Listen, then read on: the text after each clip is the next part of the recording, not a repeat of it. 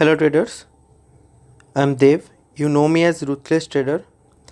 In the past video, we have learned about how to find a perfect setup through screener. What was the setup? We find a stock that is above 20 EMA and consolidates and maybe cut the 20 EMA 2-3 times, then it goes up. तो ऐसे ही एक setup हमारा आज बन रहा था JP power में। जैसे ये 20 EMA है, इसके ऊपर स्टॉक आके एक बार कंसोलिडेट किया, फिर ऊपर गया, फिर कंसोलिडेट करके एक अच्छा सा ब्लास्ट दिया। आज ये स्टॉक तकरीबन 20% अप है। ऐसा ही कुछ सिमिलर सेटअप बन रहा है, मैं दिखाता हूँ। डीबी रियलिटी, इसमें कुछ सिमिलर सेटअप बन रहा है। अगर आप देखो तो इसको भी वॉच लिस्ट में ऐड कर लेना। तो इसको भी वॉच लिस्ट में ऐड कर लेना। ये भी 20 EMA को कट करके फिर ऊपर जाके एक कंसोलिडेशन कर रहा है। ये जो फॉर्मेशन है, ये अगर ब्रेक करता है तो अच्छा मोमेंटम दिखा सकता है, तो इसको भी वॉच लिस्ट में ऐड कर लेना। तो what we will learn today? We will learn today IPO based setup. Now what is an IPO? An IPO or initial public offering is when a privately held company offers shares of its stock to the public for the first time.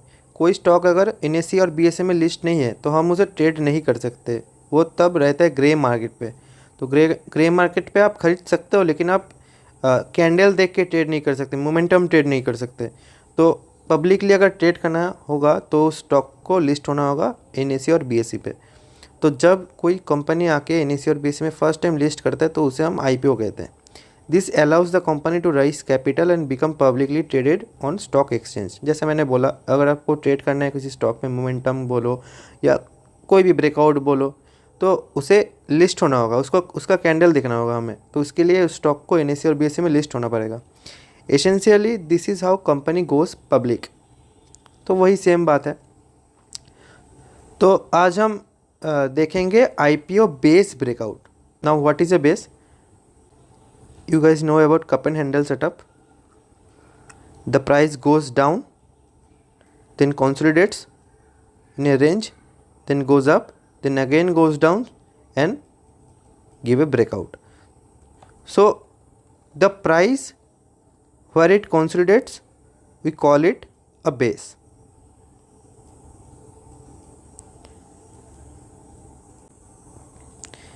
So in JP Power, we see the price goes down, then again goes up, then again goes down, 2 inside bar, 1 inside bar, then gives breakout, and this is now 20% up. So this is called a base. The stock goes down, then consolidates in a range, then goes up, then goes down, then gives breakout. This is also called a base. This particular section is called a base. So this is how we will trade IPO base. Okay, तो मैंने कुछ नाम निकल के रखा है, जैसे कि सनातन हो गया, लॉलॉयड ENT हो गया, केयर है। ये मैंने कुछ नाम रिसर्च करके निकल के रखा है ताकि ढूंढने में आसानी हो। तो मैं एक एक चार्ट निकल के दिखाता हूँ आप लोगों को, तो आप देखना। पहले हम देखेंगे सनातन टेक्सटाइल। मैं ये ड्राइंग हटा देता हूँ।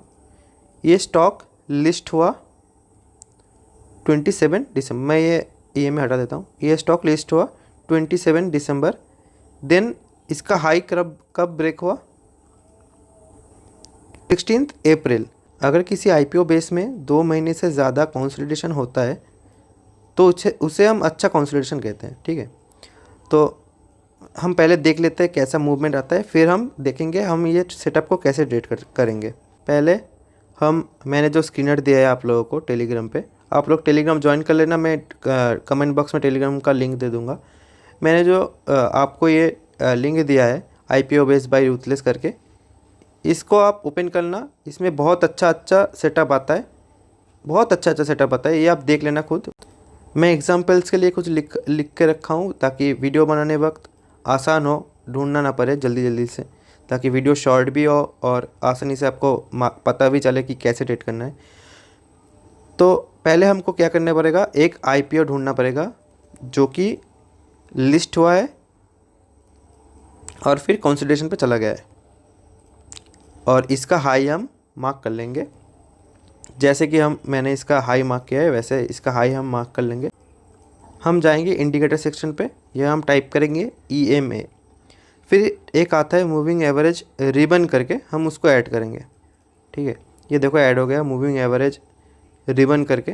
फिर इसका सेटिंग पे जाके हम ये जो चारों जो SM है इसको हम EMA करेंगे और इस MA4 को हम ऑफ कर देंगे। ठीक है, पहले वाला जो EMA होगा वो होगा 20 EMA, फिर होगा 50, फिर होगा 100। तो ये जो 20 है इसको हम ब्लैक कर देते हैं, इसको हम कर देते हैं ऑरेंज, और इसको हम कर देते हैं ब्लू।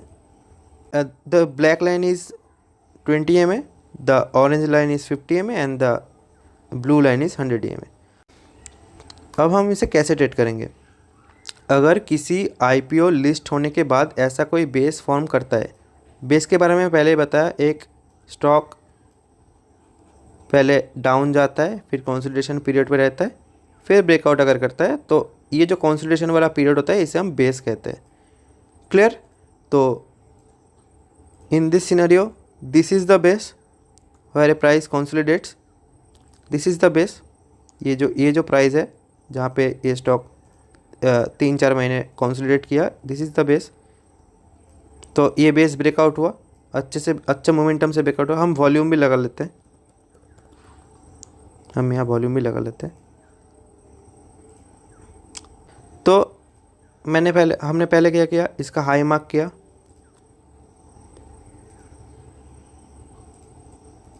फिर बेस है क्या नहीं पहले ये देखा, बेस है, ओके। नेक्स्ट क्राइटेरिया तो हम यहाँ लिख लेते हैं, first IPO high mark, second में क्या आएगा, बेस फॉर्मेशन, थर्ड में क्या आएगा, ऑल टाइम हाई ब्रेकआउट। हम ये 3 क्राइटेरिया इसमें चेक कर लेते हैं। बेस फॉर्मेशन, इसमें बेस फॉर्मेशन बहुत अच्छा से हुआ है, ऑल टाइम हाई ब्रेकआउट भी आया है। ये ऑल टाइम हाई ब्रेकआउट जो कैंडल होगा ये 5% से ज़्यादा होना चाहिए, ये 5% के कैंडल से कम नहीं होना चाहिए।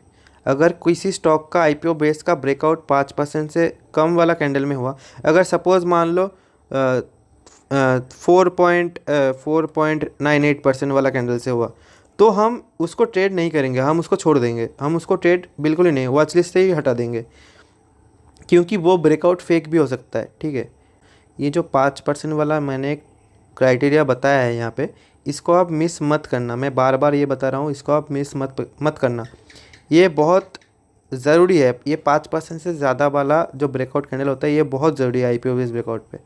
तो हम चेक कर लेते हैं इसका ब्रेकआउट कितना % का आया। इसका ब्रेकआउट आया 9% का। तो हम क्या करेंगे, ये स्टॉक का हाई जब भी ब्रेक करेगा, ये स्टॉक का हाई जब भी ब्रेक करेगा हम यहाँ पे ख़रीद लेंगे। ठीक है, तो देखते हैं हम यहाँ पे अगर लगाते हैं बाई सेल, और इसका स्टॉप लॉस होगा ये ब्रेकआउट कैंडल के नीचे। अब देखो पोजीशन मैनेजमेंट आप लोगों के हाथ पे है। अगर किसी स्टॉक का मैंने जो यहाँ पे आप देख ही सकते हो कि स्टॉप लॉस कितना बड़ा हुआ है, 10% का। ठीक है, तो पोजीशन मैनेजमेंट जब किसी स्टॉप लॉस 10% या 10% से ज़्यादा होगा IPO बेस ब्रेकआउट पे, तो आप क्या करोगे, अपना जो पोजीशन साइज़ है वो 20% से घटा लोगे। अगर आप 10 लाख का 1 लाख का कर रहे हो तो आप करोगे 80,000 वाला ट्रेड।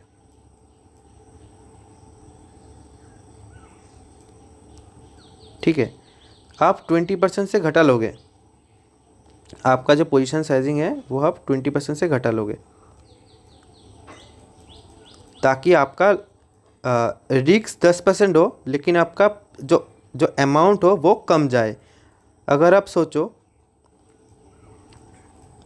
कि किसी स्टॉक का ब्रेकआउट आया 20% वाला कैंडल से, अगर आप 20% के ऊपर वाला कैंडल पे एंट्री लोगे, चांसेस बहुत हाई है कि 20% वाला जो ब्रेकआउट कैंडल है उसका हाई ब्रेकआउट करते ही स्टॉक एक मोमेंटम में चला जाता है, इसका चांसेस बहुत हाई है।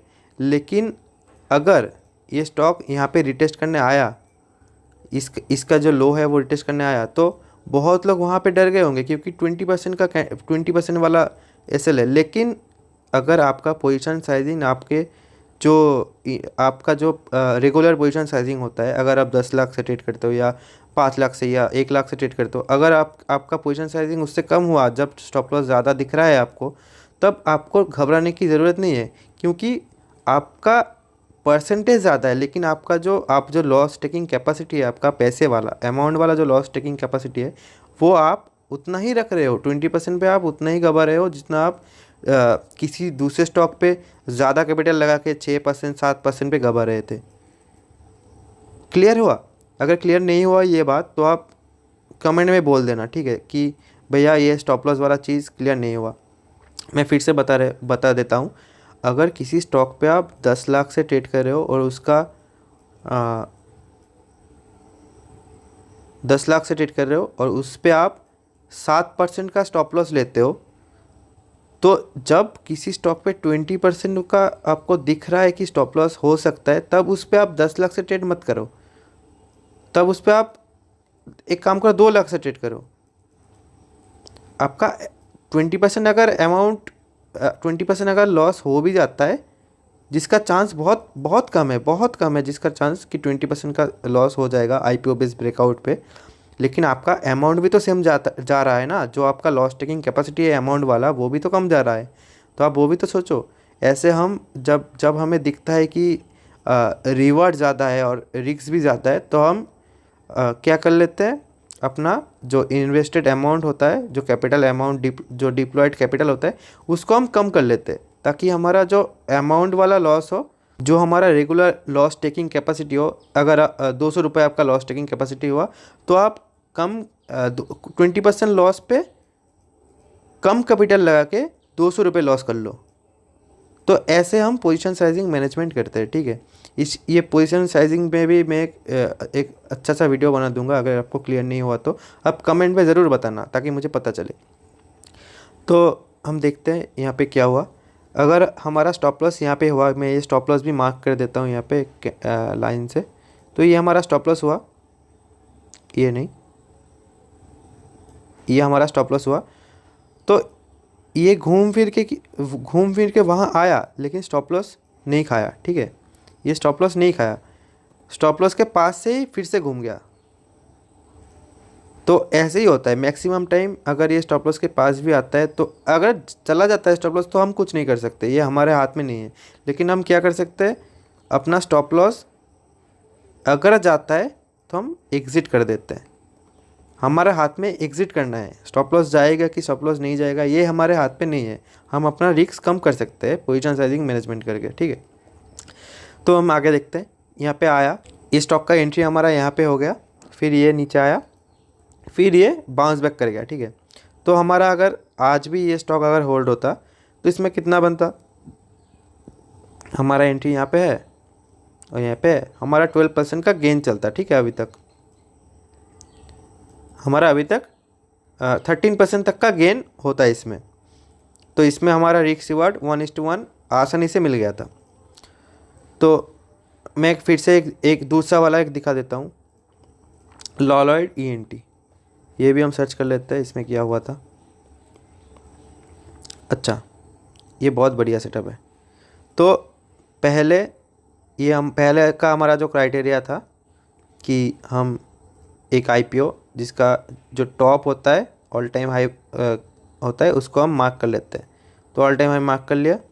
फिर क्या हुआ, ये स्टॉक अच्छा सा कंसोलिडेशन किया, यहाँ पे बेस बनाया, जो कि हमारा सेकंड क्राइटेरिया होता है। अब इस स्टॉक को ब्रेकआउट करना चाहिए 5% से ज़्यादा वाला कैंडल से, ठीक है। तो हम देख लेते हैं ये कैंडल कितना का बना,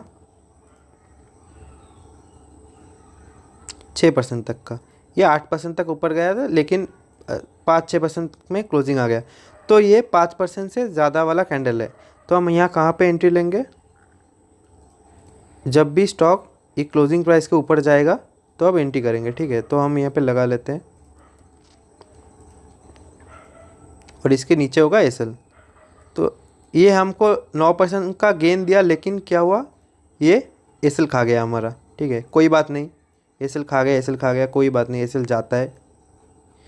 फिर से ये स्टॉक इसका जो बेस था उसके भी नीचे आ गया। तो अब इस स्टॉक का ऑल टाइम हाई क्या हुआ, ये हो गया स्टॉक का ऑल टाइम हाई, जहाँ पे ये स्टॉक पहली बार गया था। और ये स्टॉक फिर से आ गया है नया बेस फॉर्मेशन पे। ये हम पिछले वाला चार्ट को छोड़ देंगे, ये हमारा नया आईपीओ बेस का ब्रेकआउट बन गया, ठीक है। आईपीओ बेस का ऑल टाइम हाई का जब ब्रेकआउट आता है तो उसको हम आईपीओ बेस ब्रेकआउट कहते हैं। तो ये जो ऑल टाइम हाई रिसेंट बना है, इसका पहले वाला जो चार्ट है, ये हमें देख के कोई कुछ फ़ायदा नहीं है, क्योंकि इसका जो ऑल टाइम हाई है वो भी ब्रेकआउट हो गया, इसका जो बेस था वो भी ब्रेकआउट हो गया था। तो इसको हम देख के अभी कुछ फ़ायदा नहीं है, ठीक है। तो हम इसको नहीं देखेंगे। तो हम चार्ट को कैसे देखेंगे, कुछ ऐसे, पिछले वाला चार्ट को हम छोड़ देंगे। तो ये ऑल टाइम हाई ब्रेकआउट जब हुआ तो इस कितने वाला कैंडल पे हुआ, 6.99% वाला कैंडल। हम देख लेते हैं, 7% वाला कैंडल से ये ब्रेकआउट हुआ। ये कैंडल 5% का ब्रेकआउट से ज़्यादा है, तो हमारा दूसरा क्राइटेरिया मैच हो गया। ये जो बेस ब्रेकआउट है, बेस फॉर्मेशन है, ये भी मैच हो गया। तो दो क्राइटेरिया मैच हो गया।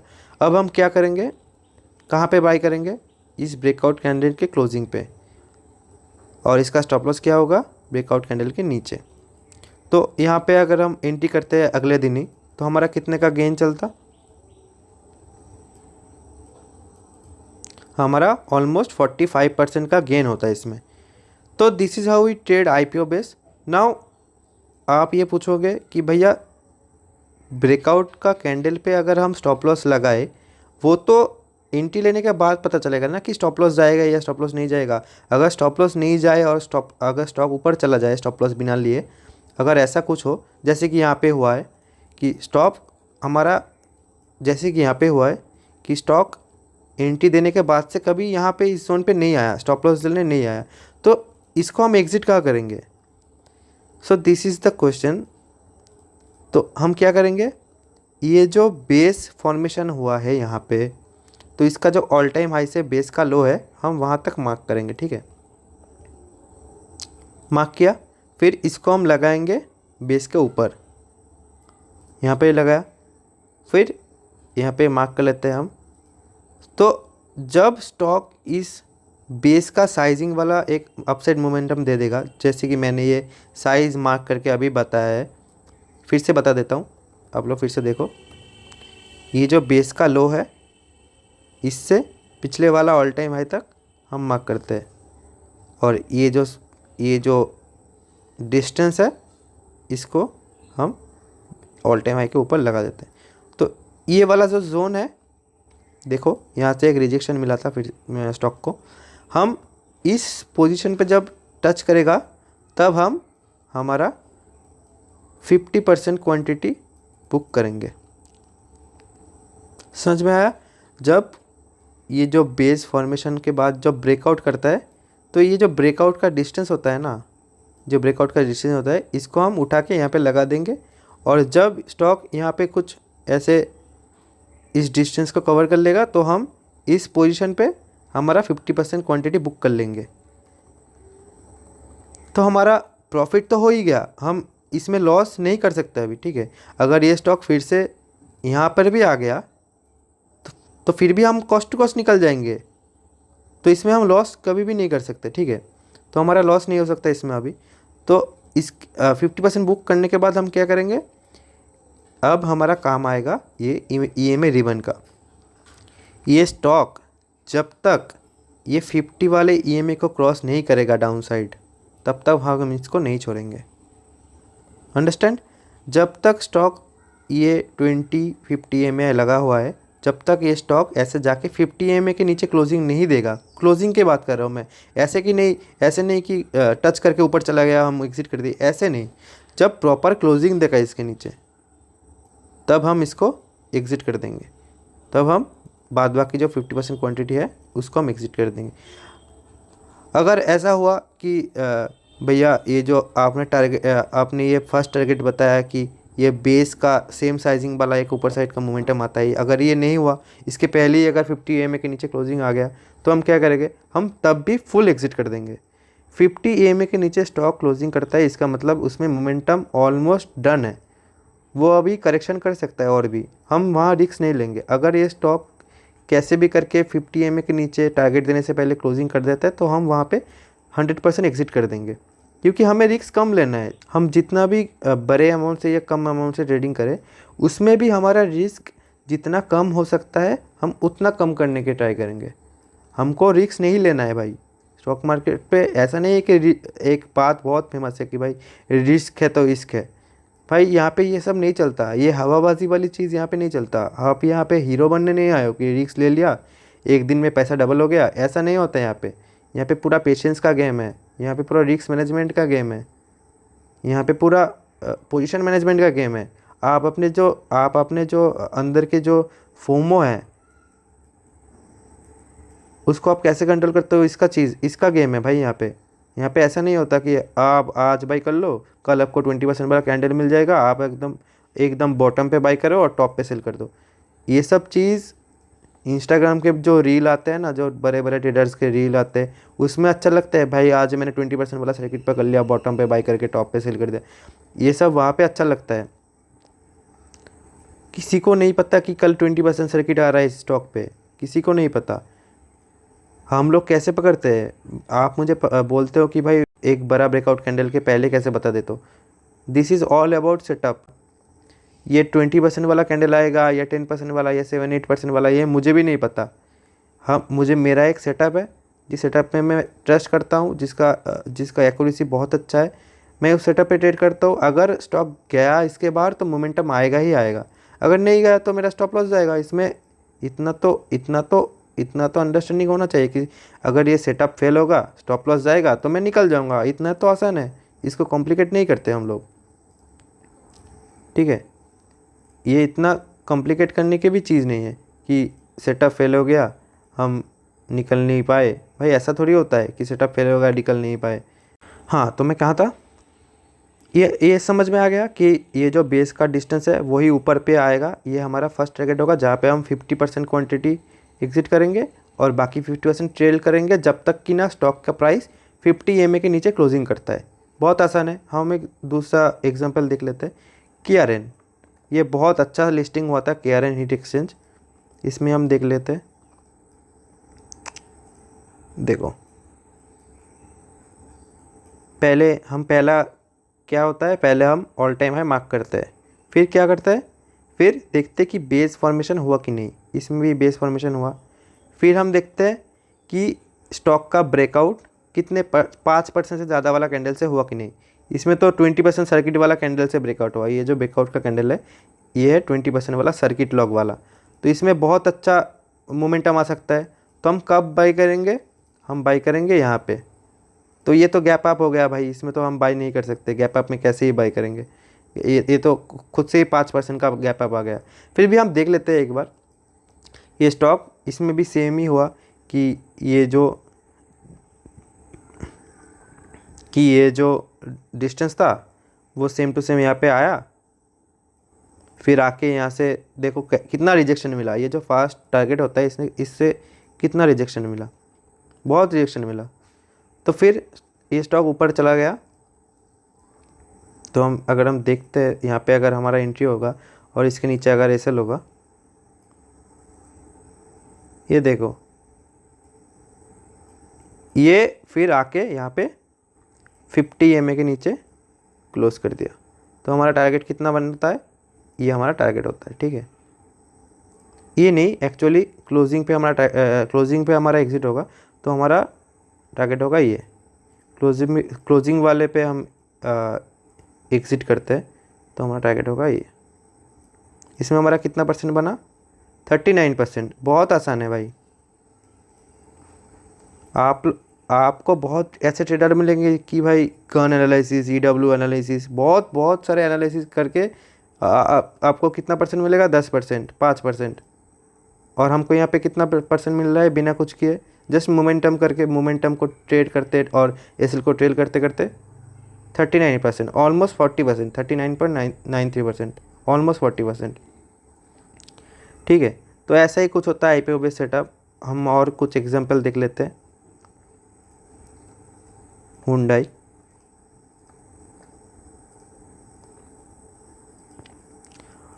ये देखो, ये स्टॉक का ऑल टाइम हाई क्या था ये, फिर ये स्टॉक गया एक अच्छा सा कंसोलिडेशन पे जिसको हम कहते हैं बेस, और इसमें क्या बना, कप एंड हैंडल। ठीक है, तो इसका टारगेट प्राइस क्या होगा, ये जो बेस का बॉटम है, कहाँ गया, ये जो बेस का बॉटम है, इससे अगर हम डिस्टेंस नापे तो कुछ ये होगा हमारा फर्स्ट टारगेट। तो अभी तक ये टारगेट अचीव नहीं हुआ है। ये स्टॉक ऑलमोस्ट ब्रेकआउट, देखते हैं ब्रेकआउट कितने परसेंट, ब्रेकआउट 5.15% कैंडल से आया, तो ये 5% से ज़्यादा है। तो हम कहाँ पे एंट्री लेंगे, इसके ऊपर एंट्री लेंगे और ऐसे होगा इससे इसके नीचे। तो ऑलमोस्ट इसमें हमारा 12% का गेन आया था अभी तक का, और हमारा फर्स्ट टारगेट होगा 16% तक का। और हम ट्रेल कैसे करेंगे, जब तक कि ना स्टॉक का जो प्राइस है वो ये 50 EMA के नीचे क्लोज करता है, तब तक हम इसे ट्रेल करते चलेंगे। ठीक है, बहुत आसान था। पहले ऑल टाइम हाई का मार्किंग, फिर बेस फॉर्मेशन, फिर ब्रेकआउट विथ 5% से ज़्यादा वाला कैंडल, फिर इसके ऊपर एंट्री, इसके नीचे एग्जिट, और ट्रेल करेंगे हम 50 EMA के नीचे। बस इतना ही था आईपीओ बेस्ड सेटअप, बस इतना ही था, इतना ही आसान होता है। आप अगर यूट्यूब पे सर्च करोगे कि आईपीओ बेस्ड ब्रेकआउट, आपको ये सेम चीज़ मिलेगा, हर जगह पे सेम चीज़ मिलेगा, लेकिन इतना आसान भाषा पे नहीं मिलेगा। आपको ऐसे ऐसे ऐसे घुमाएंगे, पहले ऐसे ऐसे घुमाएंगे, फिर इसमें कुछ ऐसा कुछ फैंसी वर्ड यूज़ करेंगे, फिर आके ये सेटअप आपको सिखाएंगे। उन लोगों को तो अपना वॉच टाइम बनाना है ना, फैंसी सेटअप बताएंगे तो लगेगा बहुत कूल ट्रेडर है भाई, इसको तो बहुत कुछ मालूम है। लेकिन हम तो भाई छोटे आदमी है भाई, हमको क्या पता, हम तो बस ऐसे ही करके मोमेंटम ट्रेड करते हैं भाई। हमको इतना कुछ थोड़ी मालूम है कि इसको क्या कहते हैं, इसको क्या कहते हैं, इस सेटअप को क्या करते हैं। हमको सिर्फ इतना मालूम है, बेस का ब्रेकआउट आता है 5% के ज़्यादा वाला कैंडल से। यहाँ पे आप वॉल्यूम का भी सपोर्ट देख लो, वॉल्यूम का भी अच्छा सपोर्ट होता है। फिर जो बेस का जो साइजिंग होता है वही टारगेट होता है ऊपर साइड का, और ट्रेल हम करते हैं 50 EMA के नीचे से। इतना ही आसान था। तो हम 3-4 सेटअप और देखते हैं, फिर हम वीडियो एंड करेंगे। बाजाज, ये बहुत चला था, ये देखो, ये देखो, आपको कितना अच्छा गेन मिलता है। देखो ये था ऑल टाइम हाई, फिर स्टॉक चला गया था एक रेंज पे, बेस क्रिएट किया, फिर ये स्टॉक का ब्रेकआउट आया एक 16% वाला कैंडल से। ये एक 16% वाला कैंडल है, अगर आप देखो तो ये देखो 17% वाला कैंडल है। इसका हम एंट्री कहाँ पे होगा, एंट्री यहाँ पे होगा। ठीक है, तो अगर हम यहाँ पे एंट्री करें, इसका एसएल यहाँ पे लगाए, तो अभी तक ये स्टॉक हमें ऑलमोस्ट 75% का गेन दे चुका है, और ये स्टॉक अभी भी 50 EMA के नीचे नहीं आया। तो इतना आसान होता है भाई, इतना आसान होता है। आप लोगों को बहुत लोग सिखाएंगे ऐसे कॉम्प्लिकेट करके, बहुत कुछ इसमें ये EW ऐड करेंगे, RSI ऐड करेंगे, इतना ज़्यादा नहीं देखना पड़ता। आपका मन में ये क्वेश्चन होगा कि भैया ये स्टॉक ये ब्रेकआउट के बाद ऊपर जाता है, ऐसा मोमेंटम क्यों दिखाता है, ऐसा ही एकदम से ये ऊपर क्यों चला जाता है। आपको लॉजिक बताता हूँ। एक स्टॉक ऐसे ऐसे ऐसे ऐसे नीचे आया, फिर यहाँ आया, यहाँ से सेलिंग आ गया। यहाँ से सेलिंग क्यों आएगा, यहाँ पे रेजिस्टेंस था। रेजिस्टेंस का मतलब क्या होता है, किसी पॉइंट से अगर सेलिंग आता है तो उसे हम रेजिस्टेंस लाइन कहते हैं ना। ये अगर इस पॉइंट से अगर 3 बार सेलिंग आया तो इसे हम कनेक्ट कर देते हैं, और इसको कहते हैं कि भैया ये एक रेजिस्टेंस जोन है, यहाँ से बार बार सेलिंग आता है। ठीक है, तो सेलिंग कब आएगा, अगर किसी के पास इस प्राइस पे स्टॉक था, प्राइस डाउन आया, फिर यहाँ पे आया, तो उसको क्या लगेगा, भाई यहाँ से तो फिर से सेलिंग, पहली बार यहाँ से सेलिंग आया था, तो अभी यहाँ से सेलिंग आ सकता है, तो मैं इसे बेच देता हूँ, तो फिर से यहाँ से सेलिंग आएगा। और अगर ये स्टॉक यहाँ पे ब्रेक कर देगा, अगर समझो ये ऑल टाइम हाई है, तो ऑल टाइम हाई के ऊपर तो किसी के पास वो प्राइस पे स्टॉक है ही नहीं, तो सेलिंग कौन करेगा वहाँ पे? अगर आप यहाँ पे देखो, अच्छे से देखो, जब ये स्टॉक यहाँ पे ब्रेकआउट किया, ठीक है, मैं ये हटा देता हूँ, जब ये स्टॉक इस ऑल टाइम हाई के ऊपर ब्रेकआउट किया, इसके पहले क्या इस प्राइस पे किसी के पास ये स्टॉक था पोर्टफोलियो पे? नहीं था। तो सेलिंग कौन करेगा यहाँ पे? अगर आपके पास ये स्टॉक नहीं है तो आप थोड़ी सेलिंग कर सकते हो, आप तो सेलिंग नहीं कर सकते ना। तो ये स्टॉक तो इस प्राइस पे किसी के पास था ही नहीं, तो इसलिए यहाँ पे सिर्फ ओनली बायर्स ही हैं, यहाँ पे कोई सेलर्स नहीं है। और ये जो सेलिंग आया देख रहे हो ना, ये जो सेलिंग है ये किसका सेलिंग है? जो यहाँ पे बाय किए हैं वो यहाँ पे आके प्रॉफिट बुक करते हैं। फिर जब ये स्टॉक इसका ऑल टाइम हाई ब्रेक करेगा, यहाँ पे फिर से कोई बाय सेलर्स नहीं है, तो फिर से ये स्टॉक ऊपर जाएगा। और ये जो ऊपर पे जाके ये सेलिंग आया, जो यहाँ पे बाय किया उसके सेलिंग यहाँ पे आया, प्रॉफिट बुकिंग आया, जो यहाँ पे बाय किया उसका प्रॉफिट बुकिंग यहाँ पे आया, इसलिए यहाँ पे थोड़ा पॉज लिया है स्टॉक, ठीक है। तो this is the logic behind it कि IPO बेस्ड ब्रेकआउट पे इतना अच्छा मोमेंटम क्यों दिखाता है, दिस इज़ द लॉजिक। तो आप समझ गए होंगे। तो हम और कुछ देख लेते हैं। ITC होटल्स, अच्छा, ये भी एक अच्छा सेटअप था। This is the all time high, then ये स्टॉक का ब्रेकआउट हुआ एक 3% वाला कैंडल से, तो हम इसको ट्रेड नहीं करेंगे, इसको हम वॉच लिस्ट से ही बाहर कर देंगे। ये स्टॉक का ब्रेकआउट आया है 3% वाला कैंडल से, तो हम इसको वॉच लिस्ट में नहीं रखेंगे। इतना आसान होता है। हम इसको, ये स्टॉक ऊपर गया है, ये स्टॉक ऊपर गया है, लेकिन हम इसको नहीं रखेंगे। ये देखो, ये जो कैंडल बना है ना यहाँ पे, इस कैंडल को देखो, अगर हम इसको हम ट्रेड करते तो क्या होता, हम देख लेते।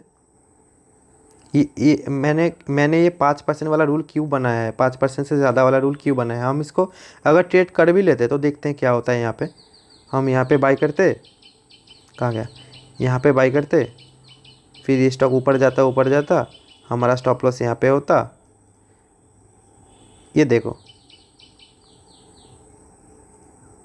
इसको देख रहे हो, इसको देख रहे हो, कितना % का गैप डाउन खुला? ये इंडिया पाकिस्तान वाले न्यूज़ के लिए गैप डाउन खुला, लेकिन हम तो न्यूज़ को, अगर हम न्यूज़ को ना भी देखें, अगर हम सिर्फ चार्ट को देखें, तो हम इसको ट्रेड क्यों नहीं करते? 3% वाला ब्रेकआउट आया है, फिर ये स्टॉक हमारा एसएल तो ले ही गया ना, यहाँ पे इसका नीचे तो चला ही गया था, इसका नीचे तो आ ही गया था ऑलमोस्ट, तो ये तो 50 EMA के भी नीचे आ गया था, तो हमारा तो एसएल चला भी गया इसमें।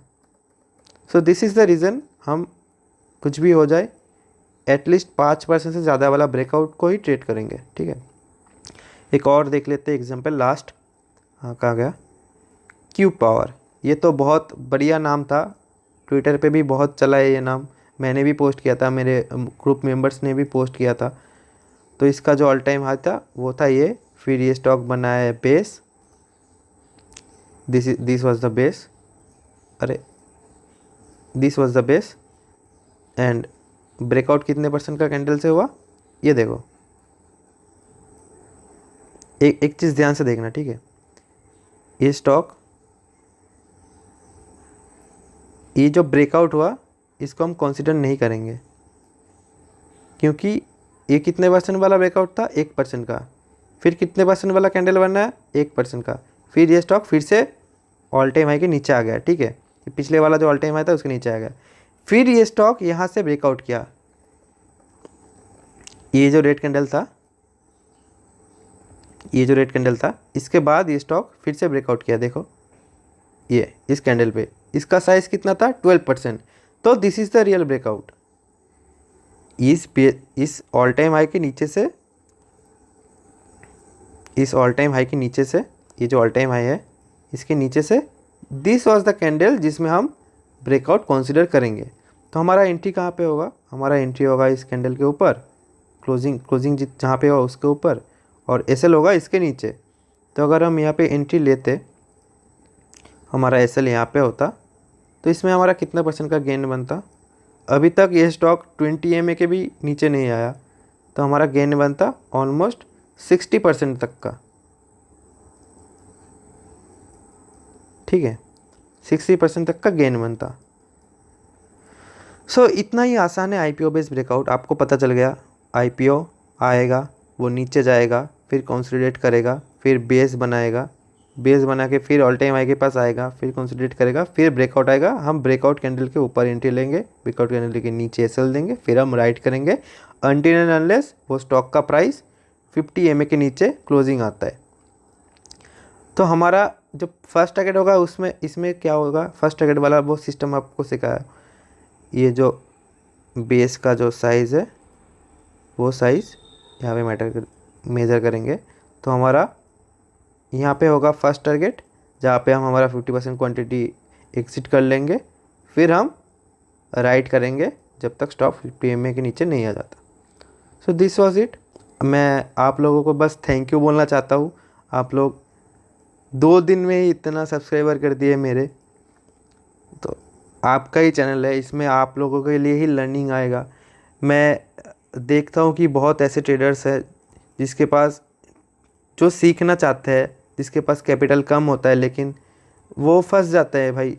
लोगों का जो कोर्स होता है ना 20-20 हज़ार रुपये का, वो स्टॉक वो ले लेता है, उसको उसमें कोई बेसिक नहीं सिखाता, सब बहुत बहुत फैंसी वर्ड्स यूज़ करके दिमाग का पूरा, क्या ही बोलूँ अब, पूरा दिमाग घुमा देते हैं उन लोगों का।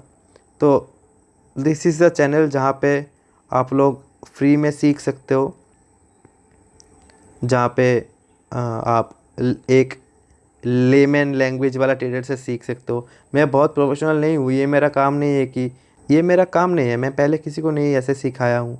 मुझे ये सब कैसे पता होता है, क्योंकि मैं भी कुछ सेम चीज़ों से गुजरा हूँ, जहाँ पे मैं देखा हूँ कि बहुत ऐसे ट्रेडर होते हैं जिन लोगों का कैपिटल बहुत कम होता है, 20-20 हज़ार करके कुछ कैपिटल होता है, और वो लोग कोर्स ले लेते हैं 5,000 वाला, 6,000 वाला, और अपना कैपिटल का कुछ परसेंट वहाँ पे गवा देते हैं, और उनको सीखने मिलता है, लेकिन वो जो सीखते हैं वो एग्जीक्यूट नहीं कर पाते, क्योंकि वो कोर्स लेने के बाद उनको दिखाने के लिए कोई नहीं होता। So this is the reason I am doing this thing, कि मैं आपको फ्री में ही सिखा रहा हूँ। तो ऐसा मत सोचना कि भाई फ्री में है तो इसका वैल्यू कम है या कुछ। आपको, अगर आप, मैं जो बोलता हूँ अगर आप वो फॉलो करोगे तो आपको खुद पता चल जाएगा कि आपका कैपिटल कब ग्रो हो गया। आप बाद में देख के शॉक हो जाओगे कि भाई मैंने देव भाई के बात सुना था और मेरा कैपिटल ग्रो हो गया, मुझे पता भी नहीं चला। स्टॉप लॉस जाएगा, ऐसा नहीं है कि भाई मैं जो देता हूँ वो 100% श्योर जाएगा। मेरा एक्यूरेसी उतना भी नहीं है। अगर मेरा एक्यूरेसी 51% भी है ना, तो भी बहुत लोगों से बहुत ज़्यादा है। 51% वाला एक्यूरेसी का जो सेटअप है वो 90% वाले ट्रेडर्स के 90% ट्रेडर्स के पास वो एक्यूरेसी नहीं होता है। आपको ट्विटर पे लोग दिख जाएंगे, भाई आज ये स्टॉक दिया 20% चला गया, कल ये स्टॉक दिया 20% चला गया। भाई ऐसे बहुत लोग होते हैं भाई, लेकिन आप उनसे जाके पूछो कि ये जो 20% गया है इसके पीछे का रीज़न क्या है। आप सेटअप तो एक्सप्लेन करो, कोई नहीं एक्सप्लेन करेगा आपको। तो आप लोग, ये जो आपका जो यूट्यूब चैनल है रूथलेस ट्रेडर करके, ये मेरा नहीं है, ये हम सब लोगों का यूट्यूब चैनल है, जहाँ पे हम रिटेलर्स को फ्री में सिखाते हैं कि भाई ये जो फैंसी वाला सेटअप होता है वो उसको हम आसानी से कैसे सीखें, आसानी से कैसे ट्रेड करें, इन लेमन लैंग्वेज हम कैसे सीखें उसको। तो यहाँ पे आप लोगों का प्यार दिखा देना। मैं इस वीडियो पे टारगेट करता हूँ 200 लाइक का, और एटलीस्ट इसमें 65 कमेंट्स आया है। तो पहले वाला वीडियो पे 65 कमेंट्स आया है, तो इसमें हम टारगेट रखते हैं 70 कमेंट्स का, ठीक है। तो आप लोग बता देना किसी चीज़ पे आपको प्रॉब्लम हुआ तो आप कमेंट करना, कमेंट ज़रूर करना। अगर आप समझे हो फिर भी कमेंट करना कि भैया समझ गया, अगर नहीं समझे फिर भी कमेंट करना कि भैया नहीं समझा, ठीक है। तो this is it for the video. आप यहाँ पे मेरा डिस्क्रिप्शन में मेरा इंस्टाग्राम और मेरा ट्विटर का और टेलीग्राम का सबका लिंक दिया हुआ हूँ, तो आप ज्वाइन कर लेना वहाँ पे भी। तो थैंक यू ऑल।